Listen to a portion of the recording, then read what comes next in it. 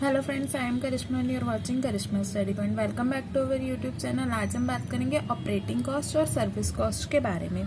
सबसे पहले हम जान लेते हैं ऑपरेटिंग वर्ड का मतलब। ऑपरेटिंग वर्ड होता है किसी चीज को चलाने की हमारी क्या कॉस्ट पड़ रही है। तो ऑपरेटिंग कॉस्ट का मतलब हुआ,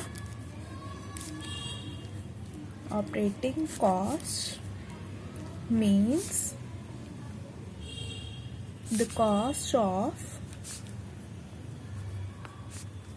providing a service। कोई भी सर्विस प्रोवाइड करने में हमें कितने रुपए का खर्चा पड़ा, जो भी हमें सर्विस प्रोवाइड कर रहा है उस प्रोवाइडर को कितने रुपए का खर्चा पड़ा और आगे उसे कितने रुपए चार्ज करने चाहिए, ये ऑपरेटिंग कॉस्ट की हेल्प से हम पता कर सकते हैं। अब हम एक एग्जांपल की हेल्प से इसे समझते हैं। सबसे पहले तो हम ये एग्जांपल लेते हैं, हम किसी दुकान पे कुछ परचेज करने गए, हमने उसे पैसे दिए और उसने बदले में हमें सामान दे दिया। तो वो सामान का प्राइस किस तरह से डिसाइड करेगा, वो उसका सेलिंग प्राइस डिसाइड किया होगा, उसी रेट पर हमें अपना प्रॉफिट जोड़ के सामान दे देगा। पर जब हमें कोई सर्विस प्रोवाइड की जाती है, हम बस में ट्रैवल कर रहे हैं, तो उसका फेयर किस चीज पे डिसाइड होगा, किराया किस चीज पे डिसाइड होगा कि आप कितनी दूरी तक जाना चाहते हैं, उसके कितना पेट्रोल का खर्चा लग रहा है, कितना उसको रास्ते में टोल चार्जेस देनी पड़ रही है, बस का रिपेयर करवाना पड़ रहा है, वो सब उसकी ऑपरेटिंग कॉस्ट में ऐड हो जाएगा।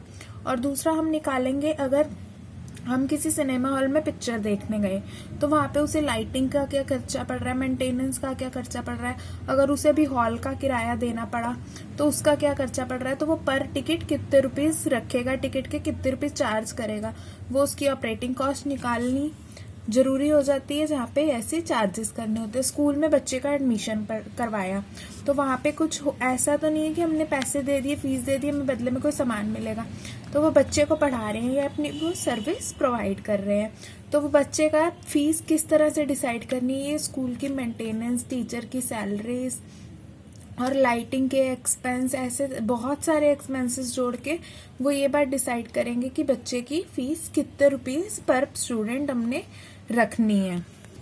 साथ ही अगर हम बीमार पड़ जाते हैं, हॉस्पिटल में एडमिट होते हैं, तो वो हमें अपनी सर्विस प्रोवाइड कर रहे होते हैं, हमें पर बेड पे कितना खर्चा उन्हें हमसे चार्ज करना है, ये भी वो ऑपरेटिंग कॉस्ट की हेल्प से डिसाइड करते हैं। पर हर तरह की ऑपरेटिंग कॉस्ट निकालने के लिए अलग अलग बेसिस लिए जाते हैं, क्योंकि आप मूवी देखने गए तो वहां पे आप जो हॉल है वहां पे सिर्फ 3 घंटे ही रहेंगे, पूरा दिन नहीं रहेंगे। तो 3 घंटे के हिसाब से दिन में अगर 3 शो चल रहे हैं और पर डे का ऑपरेटिंग कॉस्ट निकाली गई तो उसे 3 से डिवाइड किया जाएगा कि एक शो के लिए कितनी ऑपरेटिंग कॉस्ट हमें पड़ रही है। और बस का फेयर निकाला गया तो ये डिसाइड किया जाएगा कि हमें कितनी, एक चक्कर में हमारा कितना पेट्रोल फूकता है और कितनी सवारियां हम बस में भर सकते हैं, उसके हिसाब से उसे डिवाइड किया जाएगा। हॉस्पिटल का बेड है वो हम कोई 3 घंटे के लिए नहीं लेंगे, पूरे दिन के लिए लेंगे, तो वो डे और नाइट के दोनों के ऑपरेटिंग एक्सपेंस जुड़ जाएंगे कि हॉस्पिटल में हमें क्या क्या सर्विस मिल रही है। तो it's depend on nature of work, it's depend. ये नोट्स आप बना के रख लीजिए ताकि पेपर में आपको रिवीजन करते हुए आसानी हो जाए। Nature of work, it is simple as unit costing. जैसे हम यूनिट कॉस्टिंग में करते थे, ओवरहेड्स को हम बांट देते थे और per unit selling price decide करते थे कि हमारी प्रोडक्शन पे इतना खर्चा हुआ था और हमारा आउटपुट इतना निकला, तो उसे डिवाइड करके हम ये निकाल लेते थे कि पर कॉस्ट की यूनिट हमें कितनी मिली है और साथ में कितने रुपए की यूनिट प्रोड्यूस हुई है, और साथ में हमने अपना प्रॉफिट जोड़ा तो कितने रुपए की यूनिट हमें सेल करनी है। तो इसी तरह से it is simple as unit costing. ठीक है, अब आगे हम एक एग्जाम्पल की हेल्प से समझेंगे कि ये कैसे निकाला जाता है। सबसे पहले हम इसके बेसिक लिख लेते हैं कि किस चीज का क्या बेसिक होता है। हम गुड्स ट्रांसपोर्ट किस तरह से निकालते हैं, पहले हम लिखेंगे इसके बेसिक। अंडरटेकिंग और कॉस्ट यूनिट, गुड्स ट्रांसपोर्ट।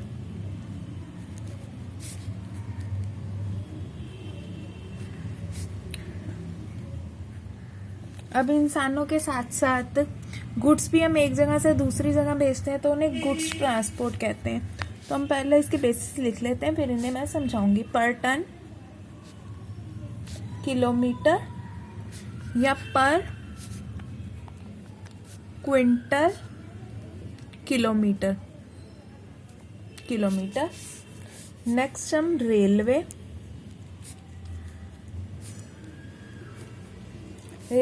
या बसेस, कोई भी इस तरह के ट्रांसपोर्ट हम ले सकते हैं, रेलवे, बसेस, रिक्शा, गाड़ी, ऐसा कुछ भी। पर पैसेंजर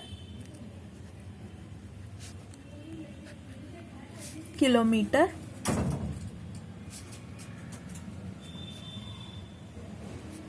नेक्स्ट हम ले सकते हैं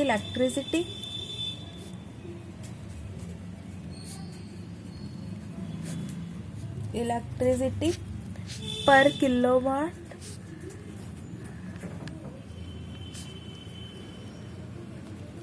आवर। हॉस्पिटल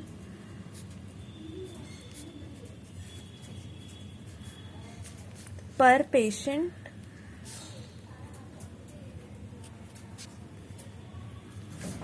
पर बेड। कैंटीन पर मील।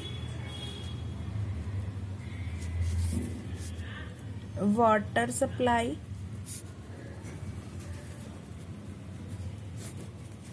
इसके लिए पर 1000 गैलन। ये थे कुछ मेन बेसिस जिनके बेस पे हम बांटते हैं। तो गुड्स की ट्रांसपोर्ट के लिए हम पर टन पर किलोमीटर लेते हैं। इसका मतलब ये कि कितने टन उसका सामान का भार है और कितनी दूरी तक उसे जाना है। रेलवे और बस, इसमें पैसेंजर ट्रैवल करेंगे तो पर पैसेंजर और कितने किलोमीटर तक उस पैसेंजर ने जाना है। इसी के बेसिस पे हमारा ये डिसाइड होगा कि कितना फेयर उसने हमसे लेना है बस वाले ने। इलेक्ट्रिसिटी पर किलोवाट आवर्स में, 1 घंटे में कितनी इलेक्ट्रिसिटी कितने किलोवाट चली। हॉस्पिटल में पर पेशेंट पर बेड, एक पेशेंट के हिसाब से एक बेड पे कितना खर्चा हुआ।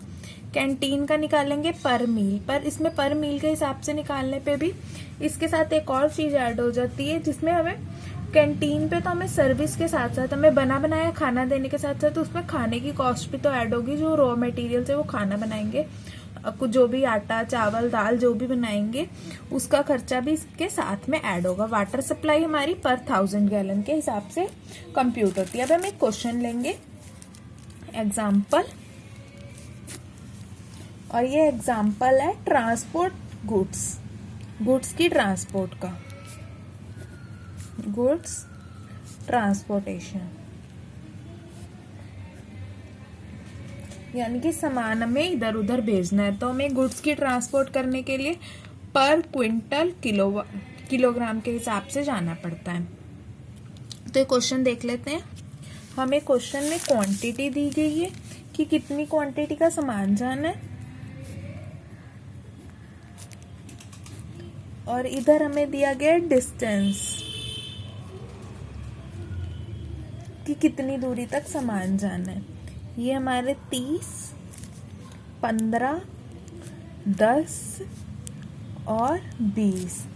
यहाँ पे हमारा 50 किलोमीटर, 100 किलोमीटर, 60 किलोमीटर और 70 किलोमीटर, ये सब हमें किलोमीटर में दिया गया है, और ये क्वांटिटी हमें क्विंटल्स में दी गई है। क्विंटल्स में हमें क्वांटिटी दी गई है, और हमें यहाँ पे ये बोला गया है कि इफ द कॉस्ट इज 8000, तो पर क्विंटल किलोमीटर कितनी कॉस्ट होगी। If the cost is 8000, calculate cost per quintal kilometre. ये हमारी पूरे डिस्टेंस की कॉस्ट दी गई है, हमें इसे क्विंटल किलोमीटर में बदलना है। तो सबसे पहले हमें इनके क्विंटल किलोमीटर निकालने पड़ेंगे। तो इनके क्विंटल किलोमीटर हमें किस तरह से निकालने हैं। द क्विंटल किलोमीटर हमारा डिस्टेंस था, क्वांटिटी थी 30 क्विंटल और वो गई 50 किलोमीटर तक। तो फर्स्ट हमारा 30 मल्टीप्लाई बाय 50, 1500। नेक्स्ट हमारा 15 और 100, 15 क्विंटल गया हमारा 100 किलोमीटर तक, तो ये भी 1500 ही हो गया। नेक्स्ट हमारा गया 10 किलोमीटर, 10 क्विंटल 60 किलोमीटर तक, 10 क्विंटल 60 किलोमीटर तक, ये हमारा हो गया 600। नेक्स्ट हमारा गया 20 क्विंटल 70 किलोमीटर तक, ये हो गया 1400। तो यानी हमारा टोटल क्विंटल किलोमीटर आया 5000। टोटल क्विंटल किलोमीटर हमारा आया 5000। और 5000 की कॉस्ट कितनी है? 8000। 5000 क्विंटल किलोमीटर की कॉस्ट है 5000। टोटल कॉस्ट हमारी यहाँ पे हो गई 8000। और पर क्विंटल किलोमीटर हम निकालेंगे कॉस्ट। पर क्विंटल किलोमीटर हम कॉस्ट निकालेंगे 8000 डिवाइड बाय 5000। तो ये हमारी हो गई 1 रुपये 60 पैसे हमारी 1 किलोमीटर की कॉस्ट पड़ गई, 1 किलो 1 क्विंटल की कॉस्ट पड़ गई। अब हम पे कोई पर्सन आया कि मेरा सामान कहीं पहुंचा दो, ठीक है, तो उसका जितना भी सामान था उसने हमें पहुंचाने को बोला था, हमें पहले से ही अपनी कॉस्ट पता है कि हमारी 1 रुपये 60 पैसे कॉस्ट है, तो हम उसे 1 रुपये 60 पैसे के हिसाब से तो लगाएंगे नहीं, उसमें हमने अपना कुछ भी प्रॉफिट ऐड कर लिया। उसके बाद हम उसे इमीडिएटली बता सकते हैं कि हम कितने रुपए में उसका सामान पहुंचा सकते हैं। अगर ये हमने पहले से ही कैलकुलेट किया होगा तो हमें बताने में आसानी होगी कि तुम्हारा सामान कितने रुपए में आपके प्लेस तक पहुंच सकता है। तो फ्रेंड्स, आई होप आपको समझ आ गया होगा कि ऑपरेटिंग कॉस्ट या सर्विस कॉस्ट क्या होती है। अगर आपको वीडियो अच्छी लगी हो तो वीडियो को लाइक कीजिए, शेयर कीजिए और चैनल को सब्सक्राइब कीजिए ताकि आपको आने वाली हर वीडियो की नोटिफिकेशन मिल सके। और वीडियो को अपने दोस्तों के साथ भी शेयर कीजिएगा ताकि वो भी इस वीडियो का बेनिफिट उठा सके। Thanks for watching friends.